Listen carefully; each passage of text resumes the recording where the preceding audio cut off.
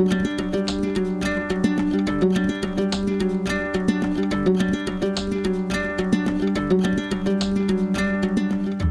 few weeks ago, I was on the West Coast for the first time in many years. I was excited to explore a terrain that was both unknown and forgotten by me, and to examine all of the vegetation and trees that were so different to what I usually encounter. Whenever traveling, I am always curious to notice the similarities and differences of the trees, to not even be able to identify certain species by name. It fills me with wonder. There is something so liberating and simple to be amongst trees and nature. Eckhart Tolle describes this in his book, Stillness Speaks, when he writes, "Watch an animal, a flower, a tree, and see how it rests in being. It is itself. It has enormous dignity, innocence, and holiness. However, for you to see that, you need to go beyond the mental habit of naming and labeling. The moment you look beyond mental labels, you feel that ineffable dimension of nature that cannot be understood by thought or perceived through the senses. It is a harmony, a sacredness that permeates not only the whole of nature, but is also within you. The air that you breathe is nature, as is the breathing process itself." With that, let's take a deep breath together to ground ourselves in connection with one another and the trees. Take a moment to inhale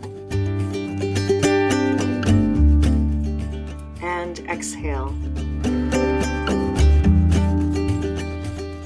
My name is Dory Robinson, and this is Tree Speech, a podcast where we practice hearing the forest through the trees. In this season, we are examining ways to listen to trees and the spiritual, mythical, and personal ways we commune with them. My recent trip out west to California brought me to Muir Woods near San Francisco. While I previously knew of John Muir, I discovered so much more while exploring some of the areas he loved. John Muir is both a revered and controversial figure, having recently been denounced by the group he founded, the Sierra Club, for racism in his writing. I wanted to better understand his contributions, both positive and negative, and to uncover how he is remembered today. In this episode, we will look at the early life of John Muir and speak with actor Stetson, who has dedicated his life to portraying John Muir throughout the world for over 40 years. We have much to cover and unpack. Let's begin. Muir was born in 1838 in Dunbar, Scotland. At age 11, his family moved to Portage in the newly formed state of Wisconsin. His father was a strict and angry Calvinist who physically abused him, and he was expected to work long hours helping to set up and maintain the family farm. The only acceptable reading material was the Bible, but Muir, whose love and awe of nature was instilled in him by his grandfather, would wake up sometimes as early as 3 or 4 a.m. to read any text he could get his hands on, most about the natural world. He also spent his precious free time in nature, later recalling, "This sudden splash into pure wilderness, baptism in nature's warm heart, how utterly happy it made us. Here, without knowing it, we were still at school, every wild lesson a love lesson, not whipped, but charmed into us. Oh, that glorious Wisconsin wilderness." When he was 22, Muir attended the University of Wisconsin, where he studied geology, philosophy, and the works of the American transcendentalists, whose beliefs included that humans are inherently good, but can be corrupted by society and institutions. Spirituality should come from the self, not organized religion, and nature is beautiful and should be respected.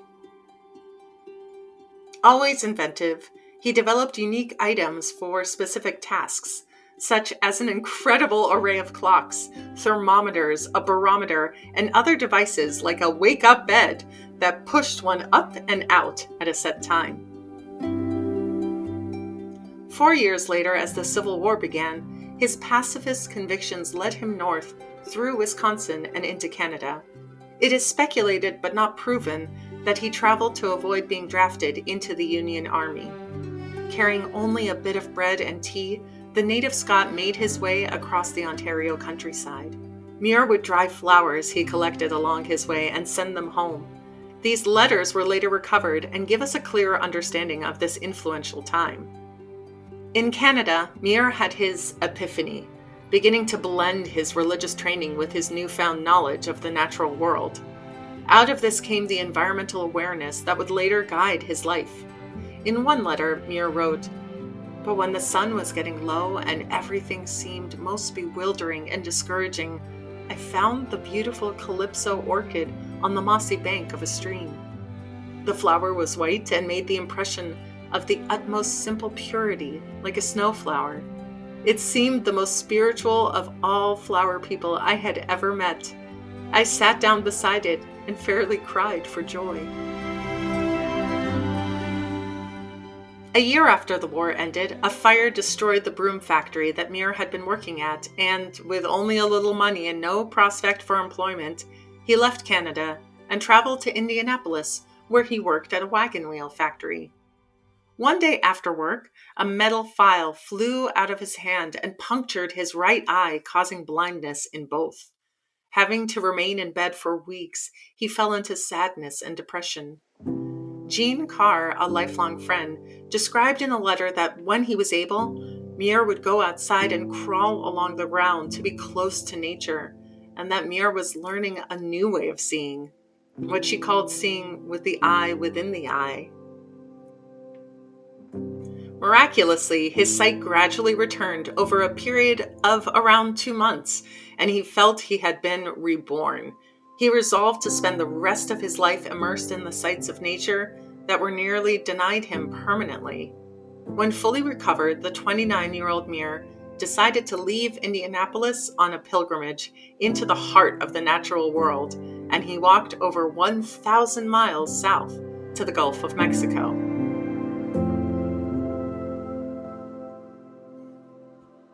In A 1,000-Mile Walk to the Gulf, based on his journals from that period, we can see Muir's views taking shape when he writes, "The world, we are told, was made especially for man, a presumption not supported by all the facts. A numerous class of men are painfully astonished whenever they find anything, living or dead, which they cannot eat or render in some way what they call useful to themselves." His grandiose plans for exploration were felled by the smallest creature, a mosquito, when he contracted malaria and nearly died. Despite still being ill, he attempted to forge on to South America until the heat overtook him, and he changed his plans, sailing up the west coast to San Francisco. Upon arriving, he found the city to lack the wilderness he craved and asked around where he might find it. The answer was Yosemite. He walked 170 miles until he caught his first view of Yosemite, which engendered a lifelong love for its beauty. Although he would ultimately travel the world, from then on, California had become home. In 1869, he moved to Yosemite and worked in a lumber mill. There he built a cabin over a stream so that in bed he could hear the sound of the water rushing beneath him. To this day, John Muir is closely associated with Yosemite National Park. After all, he helped draw up its proposed boundaries in 1889, wrote the magazine articles that led to its creation a year later, and co-founded the Sierra Club in 1892 to protect it. This is a good time to introduce our guest for today, actor and Muir scholar Lee Stetson. Lee's portrayal of John Muir has been presented in Yosemite National Park since 1983 to many thousands of visitors. In addition to his character of Muir, Lee has performed more than 50 major roles ranging from Shakespeare to Neil Simon. His credits also include his portrayal of John Muir in Ken Burns's critically acclaimed series, The National Parks, America's Best Idea. I was delighted to speak with Lee. As a playwright and a performer, I wondered what it was like to portray a person for so long. Lee found such inspiration in Muir's life that he picked up the baton and kept running with it. Lee has a humble presence, and yet captivated my attention completely when he spoke about his own work and about Muir's work and Muir's words. It was clear that Lee, much like Muir, has dedicated his life to inspiring others to care about nature through building connections and storytelling. It's no wonder, then, that I was fascinated by his work. Let's listen.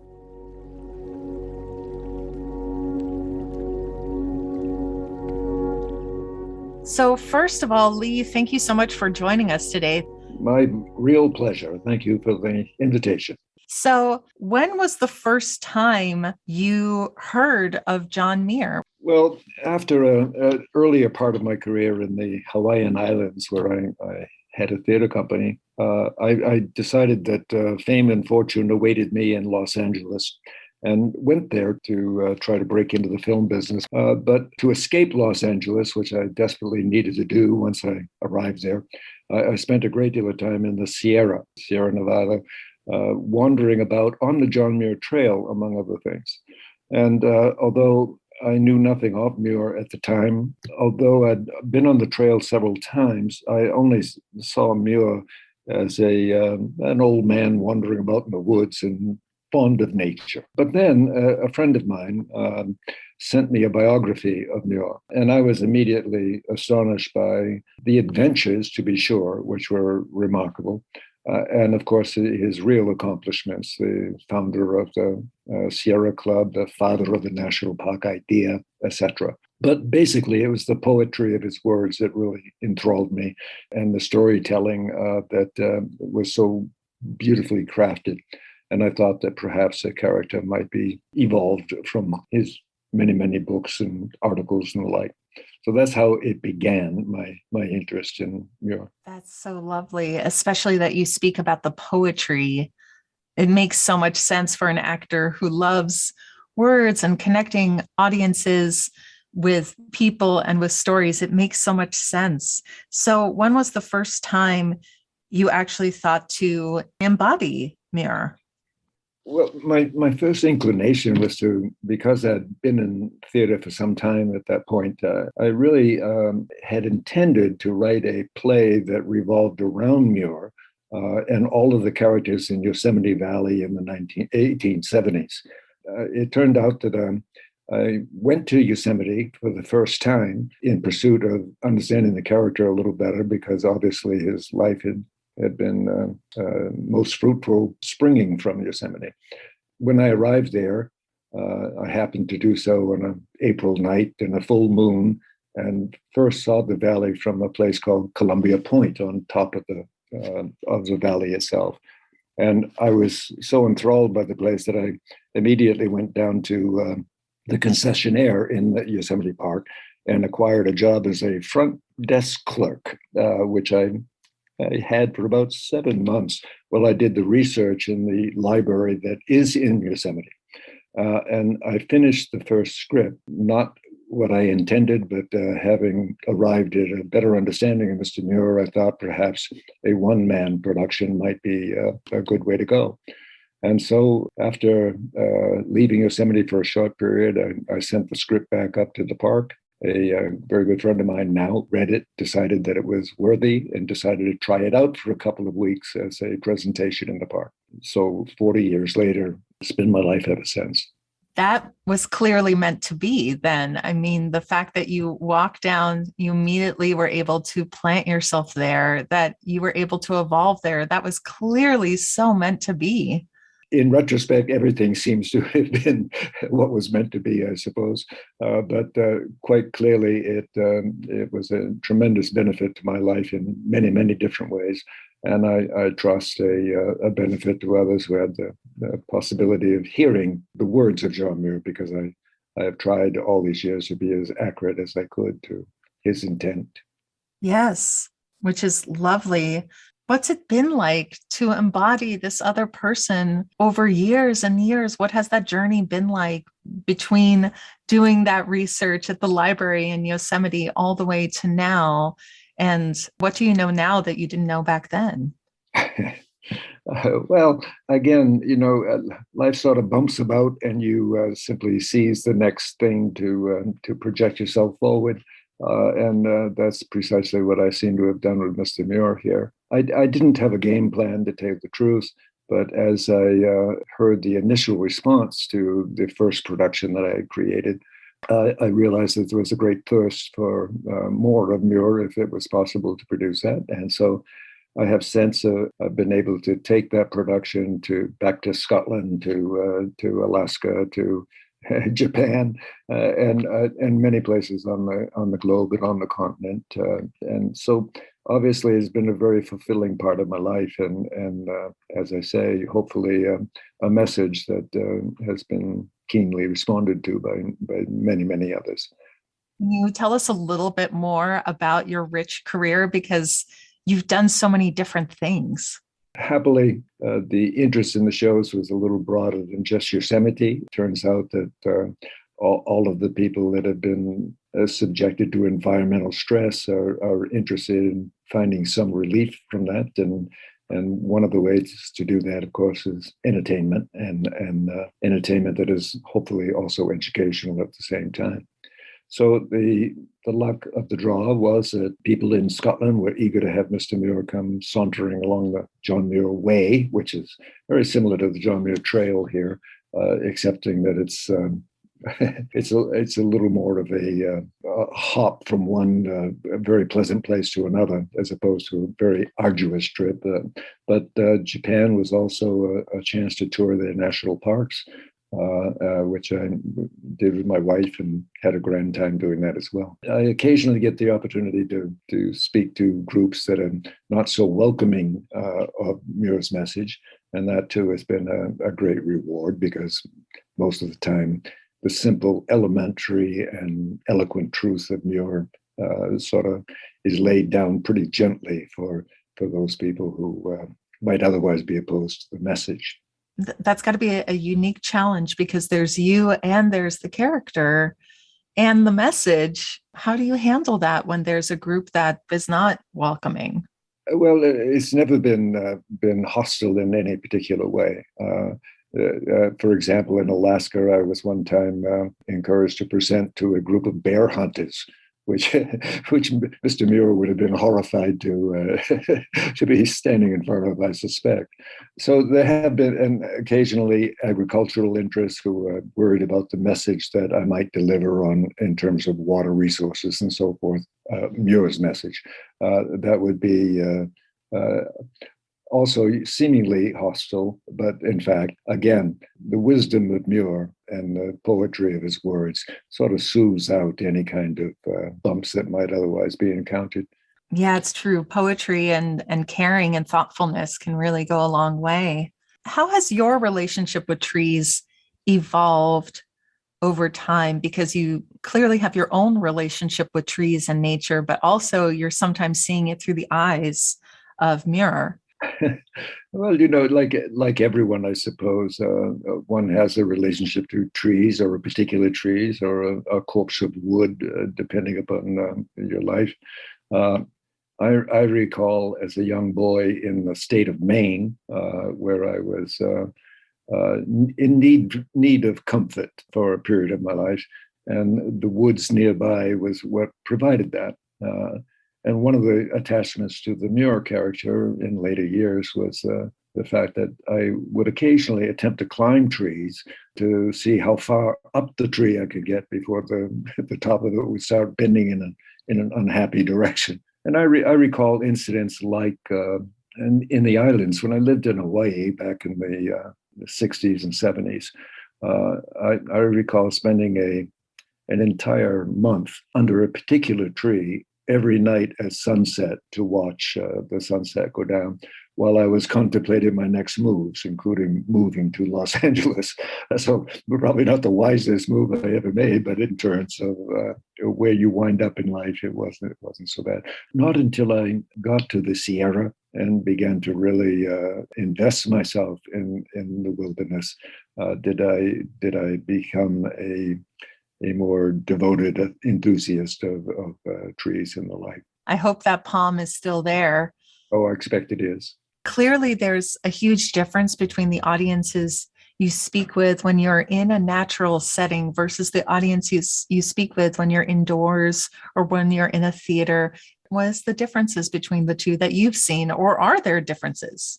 Well, there can be differences, but most commonly, the reception that Mr. Muir seems to get most of the time is pretty consistent. I do love doing a campfire setting and have done many of those outdoors. I take a walk as a stroll in character throughout the valley, still do a great deal of that. But I've performed on cruises. I've performed virtually in every kind of environment imaginable. Most recently, I was keynote speaker for the Foresters Convention in Asheville, North Carolina, and a Wildlife Week in Pigeon Forge, Tennessee. And I'm about to do another for environmental lawyers here in Yosemite. So yes, there are differences. The crowds generally, as I said before, tend to be crowds for whom the message is very welcoming and actually needful in many ways because their environment is being pressed, and you can address almost any current environmental problem unhappily, as meaning that it's a sad thing that many of Muir's most profound messages that are still terribly relevant today. After 180 years or so, that's pretty remarkable. It is quite remarkable. And it's wonderful that you have that in you to be able to respond in real time with his words and your wherewithal to all these different situations. You've mentioned conventions, cruises. Can you give us a few more career highlights? Oh, well, walking the John Muir Way in Scotland was probably one of the most exciting things that my wife and I have ever done. It's 130 miles or so of a stroll across the entire width of Scotland. And it goes through the mountainous region and then the seashore and finally to Dunbar, Scotland, which is Muir's birthplace. So that was a remarkably wonderful environment. But now to the question that I've been so interested in asking, what would you like to leave people with? And is it the same or different than Muir's? It really is not different in any significant way. It all comes down to the same thing of being able to preserve nature's process. For most of the productions, I often pull out a particular segment of material from Muir. It is an urging of people to engage the wilderness. To give you an idea of that, I suppose I got to put my John Muir hat on here for a moment. He's encouraging people at the end of every production to engage the wilderness because he believes that, creation is worthy of protection. And he urges them to go out there and engage it. Go because everybody needs to be kind, at least to themselves. But go because everybody needs beauty as well as bread and places to play in and pray in, where nature may heal and cheer and give strength to body and soul alike. Go quietly, go alone, no harm will befall you. Go often, go all your life.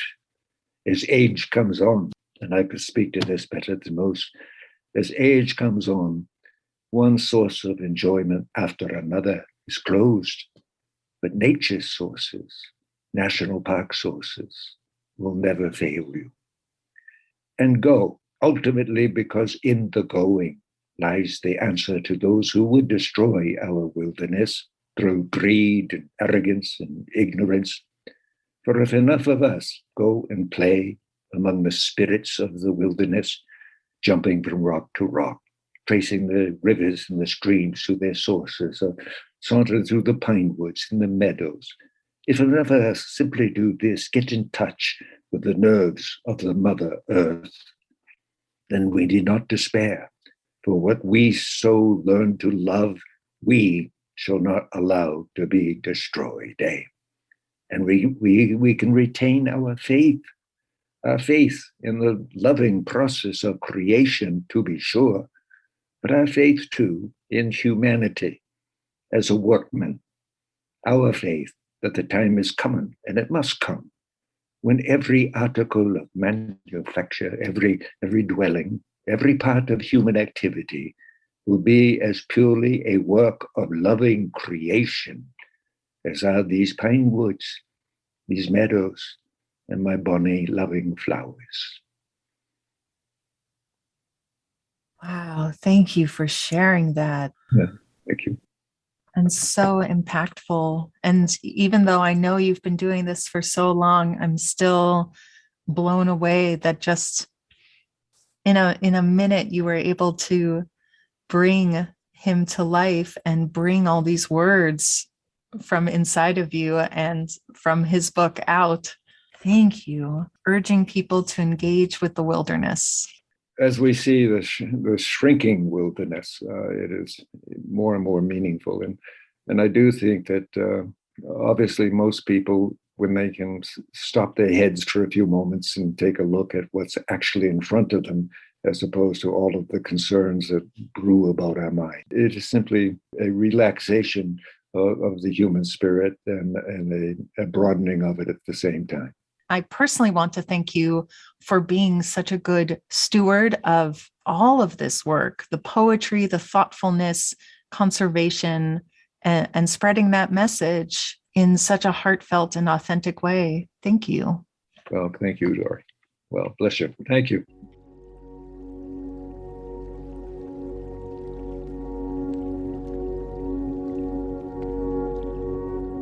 Muir's story did not end at Yosemite. It was more of a beginning that reawakened his beliefs in the universality of every living thing. As Muir once remarked, the sun shines not simply on us, but in us. The rivers flow not just past us, but through us. We are a bundle of world, the universe squeezed into human form. This is the same connection that Eckhart Tolle referenced in the book I quoted earlier. And I have to wonder, if everyone saw and understood the world in these terms, would we have the environmental and human rights challenges that are so prevalent today? What if every student learned in school how interconnected they truly are to every other living thing, and how interdependent we all are for not only survival, but also joy and happiness as well? Would we pollute our rivers and destroy our natural wildlands if we considered ourselves one and the same? Muir's story is not without controversy. In 2020, the Sierra Club, the group that he co-created and led as president for many years, denounced him for his derogatory writings about Black people and Indigenous peoples that drew on deeply harmful racist stereotypes. Cynthia Barnett, an environmental journalism professor at the University of Florida who teaches Muir, states that during his walk to the Gulf, he develops his egalitarian philosophy of nature while expressing prejudiced views of the Black people he meets. The Sierra Club's actions have sparked great debate over how we view the past, and even more importantly, how we move forward. In our next episode, we will speak with a former president of the Sierra Club to better understand this action and the broader intersections of environmental equality, justice, race, and the accessibility of our nation's wildlife areas. Stay tuned, and thank you for joining Tree Speech today.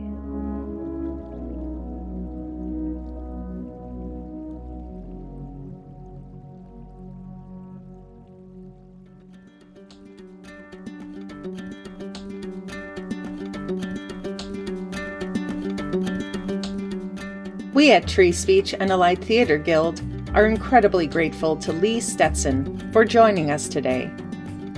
To find out more information about Lee's performances or to have him perform for your company or event, find him at johnmuirlive.com. If you've enjoyed this episode, please like us on social media and rate and review us on Apple Podcasts. Every kind word helps. To learn more about the episodes, see our show notes and visit us at treespeechpodcast.com and on Instagram at treespeechpodcast. This week's episode was written and recorded in Massachusetts on the native lands of the Wabanaki Confederacy, Pennacook, Massachusetts, and Pawtucket people, as well as in New York on the land of the Lenape tribes, and California on the land of the Numu and Miwok. Tree Speech is co-written and produced by Jonathan Zautner.